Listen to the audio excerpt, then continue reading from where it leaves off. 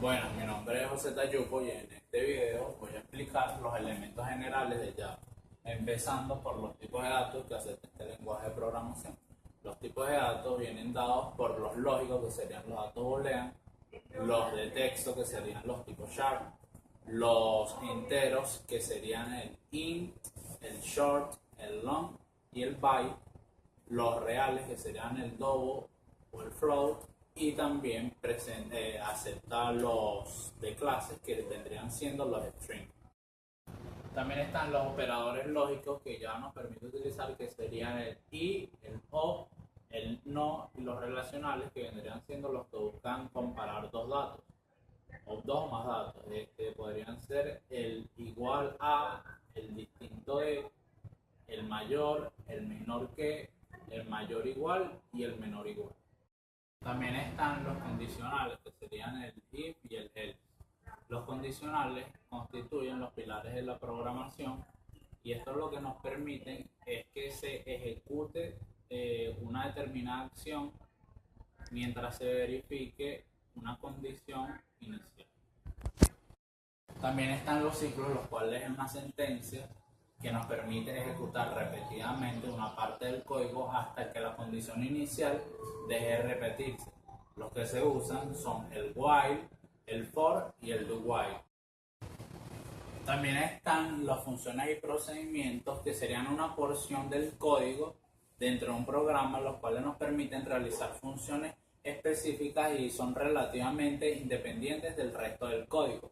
Y por último estarían los métodos, los cuales serían la declaración de una función o un procedimiento, pero que iría acompañado de un modificador de acceso, lo cual lo convertiría en privado, público o protegido. Soy yo, Claudio Contreras, y vengo a hablarles sobre lo que es el lenguaje de programación Java. El lenguaje de programación Java, a diferencia de otros lenguajes, se ejecuta en una máquina virtual, pero para que se ejecute se necesitan cumplir ciertos pasos. Primero se tiene que crear el código en un editor. Posteriormente pasa por la fase de compilado. Luego pasa por la fase de carga de clases, en donde se cargan las clases para ser luego verificado por el verificador de bytecodes y finalmente ser ejecutado en la máquina virtual Java.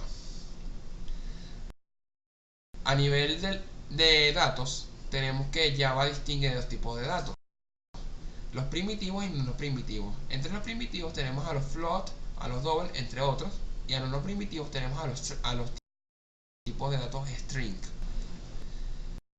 Cuando hablamos de Java, hablamos de un lenguaje orientado a objetos. Por ende, se crearon varios elementos para ayudar al programador. Tenemos que a la hora de crear un programa en Java, se tiene un paquete en el cual están un archivo main y una cantidad indefinida de clases que le permite al programador delimitar qué objetos van a ser creados por el archivo main. ¿Cómo se come esto? Bueno, simple y llanamente, cuando vas a hacer un programa Java, tú lo haces con el objetivo de resolver o creas tu archivo main, new carro o como quieras llamarlo, para que vaya acorde con tu proyecto, y luego creas las clases. Por ejemplo, si el usuario quieres que tenga la facilidad de elegir si lo quiere automático o lo quiere sincrónico, tú creas una clase llamada transmisión, en la que se va a permitir que en el archivo main se cree un objeto llamado transmisión, así con las puertas, así con el tipo de vehículo y así con los demás elementos del carro. Pero cuando hablo de clases, hablo de varios elementos importantes. Por ejemplo, tenemos los métodos. A la hora de crear una clase también se crean los métodos. Los métodos son las acciones que va a realizar el objeto en sí. Y hay un método especial llamado constructor, que es el que inicializa la clase. El constructor tiene el mismo nombre de la clase y es fácil de identificarlo por esto. Es bueno recalcar que también hay otros elementos importantes como la clase scanner. Por ejemplo, si un usuario desea proveerle datos al programador o el programador requiere estos datos, utiliza la clase scanner para atrapar o tomar estos datos, dicho de otra manera, para utilizarlos para fines del programa o con cualquier otro objeto. A la hora de crear una clase también se crean los métodos. Los métodos son las acciones que va a realizar el objeto en sí. Y hay un método especial llamado constructor, que es el que inicializa la clase. El constructor tiene el mismo nombre de la clase y es fácil de identificarlo por esto. Es bueno recalcar que también hay otros elementos importantes como la clase scanner. Por ejemplo, si un usuario desea proveerle datos al programador o el programador requiere estos datos, utiliza la clase scanner para atrapar o tomar estos datos, dicho de otra manera, para utilizarlos para fines del programa o con cualquier otro objetivo. Bien, ahora voy a explicar un pequeño código realizado en el editor NetBeans en su versión 9.0 utilizando como entorno de desarrollo Java 8. Tenemos primero que el paquete que engloba a todos estos archivos que están aquí, clases y el archivo main, se llama laboratorio 1. Mi archivo main se llama laboratorio 1 también, y en este archivo main, como anteriormente dije, es el que se realizan y se crean los objetos, así como se delimitan las acciones y valores que va a tomar dicho objeto. Aquí en esta línea estoy indicándole al compilador que estoy creando un objeto.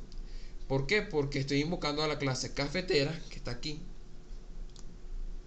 Estoy diciendo que mi objeto se llama Hamilton Beach y que estas líneas que están aquí son los métodos o acciones que va a realizar mi objeto. Pero para yo poder realizar esto, previamente debo en una clase aparte, que en este caso es cafetera, delimitar y explicar en código las acciones, métodos y atributos que mi clase va a tener, con los que el archivo main va a trabajar para realizar sus objetos. Tenemos que también dice que está ubicado en el paquete laboratorio 1. Es un tipo de clase pública, es decir, si yo creo 10 clases más y estas también son públicas, esas clases pueden acceder a la información, atributos y métodos que están en esta clase. Si fuera private, no serían accesibles a menos que yo delimitara los métodos en el archivo main o en otra clase y que estos fueran públicos. Tenemos que este es el constructor. Como pueden observar, no es el constructor predeterminado de Java, ya que yo le asigné valores diferentes a los que trae por defecto el constructor. El constructor tiene como objetivo inicializar esta clase. Y tenemos dos variables de instancia, que las cuales son enteras: capacidad máxima y capacidad actual. Luego delimitamos que capacidad máxima va a tener como valor predeterminado 1000 y capacidad actual 0. Aquí empezamos a ver lo que son los métodos en sí.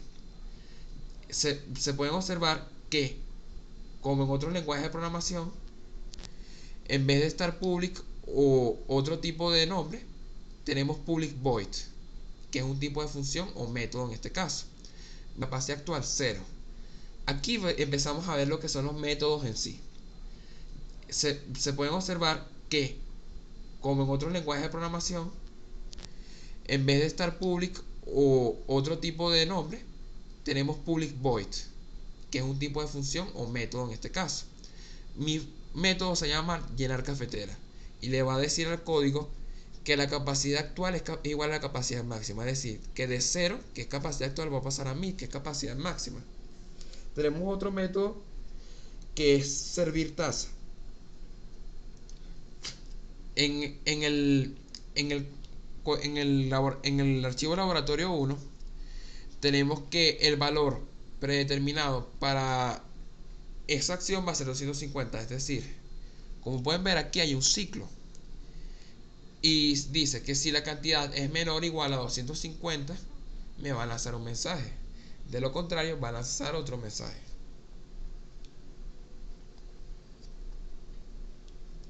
Tenemos otros métodos.